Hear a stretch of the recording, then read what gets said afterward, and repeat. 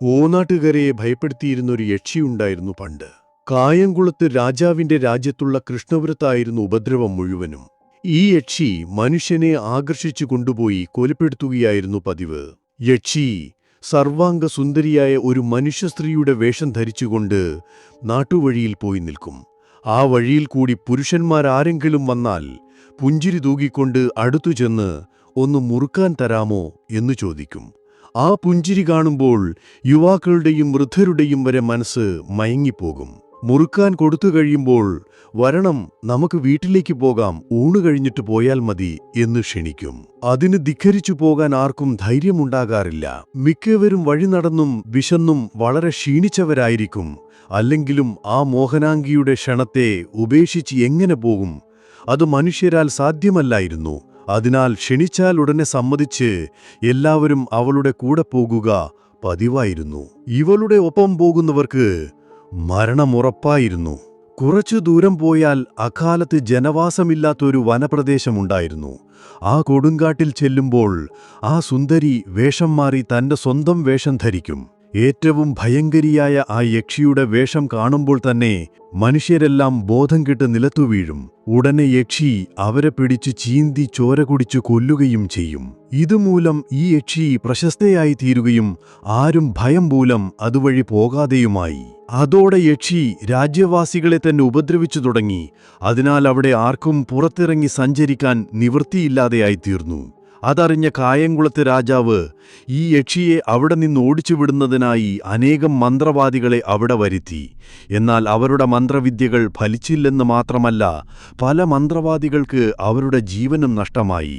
അങ്ങനെ വിഷമിച്ചിരുന്ന രാജാവിനോട് ആരോ പാരമ്പുഴ എന്ന ദേശത്ത് കുമാരമംഗലം എന്ന് ഇല്ലപ്പേരായിട്ടൊരു നമ്പൂതിരിയുണ്ടെന്നും അദ്ദേഹത്തിന് യക്ഷിയെ ഓടിക്കാൻ സാധിക്കുമെന്നും ധരിപ്പിച്ചു.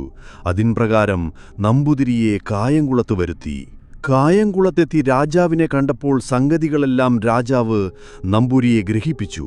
നമ്പൂരി കുളിയും ഊണും കഴിഞ്ഞതിന്റെ ശേഷം കൃഷ്ണപുരത്തേക്ക് പോയി. അദ്ദേഹം ഒരു വഴിപോക്കന്റെ ഭാവത്തിൽ വഴിയിൽ കൂടി പോയപ്പോൾ പതിവുപോലെ മനുഷ്യസ്ത്രീയുടെ വേഷം ധരിച്ചുകൊണ്ട് നമ്പൂരിയുടെ അടുക്കൽ ചെന്നു മുറുക്കാൻ ചോദിച്ചു. ഉടനെ നമ്പൂരി ചിരിച്ചുകൊണ്ട്, മുറുക്കാൻ മാത്രമല്ല, എന്റെ കൂടെ വന്നാൽ നിനക്ക് വേണ്ടതെല്ലാം ഞാൻ തന്നുകൊള്ളാം എന്നു പറയുകയും ചെയ്തു.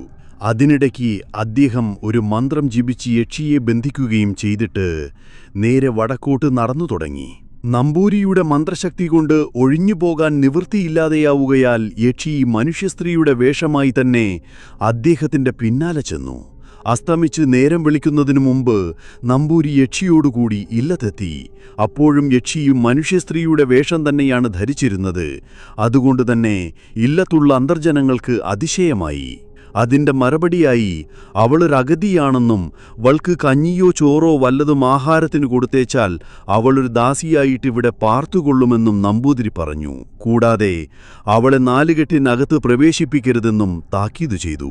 യക്ഷി അവിടം വിട്ടു പോകാതിരിക്കാനായി നമ്പൂരി ഒരു നാരായത്തിൽ അവളെ ആവാഹിച്ച് നാലുകെട്ടിനുള്ളിലെ നടുമുറ്റത്ത് ആ നാരായം തറച്ചുവെച്ചു. മറ്റെവിടെയോ മന്ത്രവാദത്തിനു പോയ നമ്പൂരി ഇല്ലാത്ത സമയം നോക്കി അന്തർജനത്തിനോട് കേണി അപേക്ഷിച്ച് യക്ഷി നാലുകെട്ടിൽ കടക്കുകയും നടുമുറ്റത്തെ നാരായം ഊരിയെടുക്കുകയും ചെയ്തു.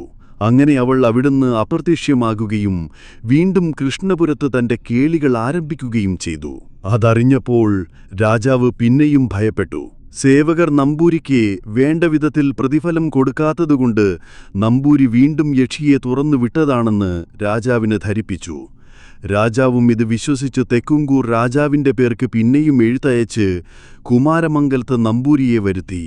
താൻ പ്രതിഫലം നൽകാത്തതുകൊണ്ട് യക്ഷിയെ വിട്ടതല്ലെന്നും നടന്ന കഥ രാജാവിനെ ധരിപ്പിക്കുകയും ചെയ്തു. അങ്ങനെ വീണ്ടും യക്ഷിയെ ബന്ധിക്കാനായി നമ്പൂരി കാവിനടുത്തെത്തി.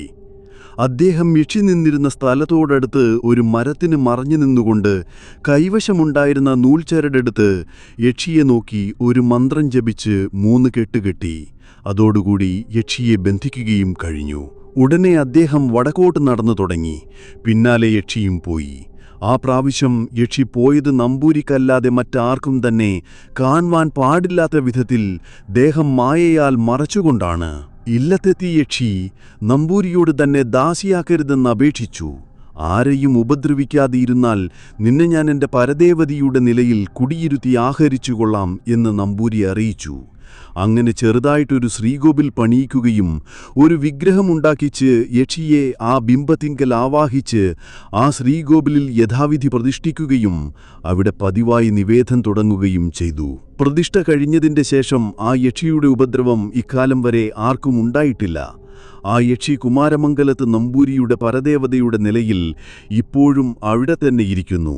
ആ ഇല്ലത്തുള്ളവർ ആ യക്ഷിക്ക് പതിവുള്ള നിവേദ്യം ഇപ്പോഴും മുടക്കം കൂടാതെ നടത്തിപ്പോരുന്നുമുണ്ട്. രാജാവ് ചവറ എന്ന സ്ഥലത്തിന് കരം ഒഴിവാക്കുകയും അനേകം സമ്മാനങ്ങൾ കൊടുത്ത് സന്തുഷ്ടനാക്കുകയും ചെയ്തു.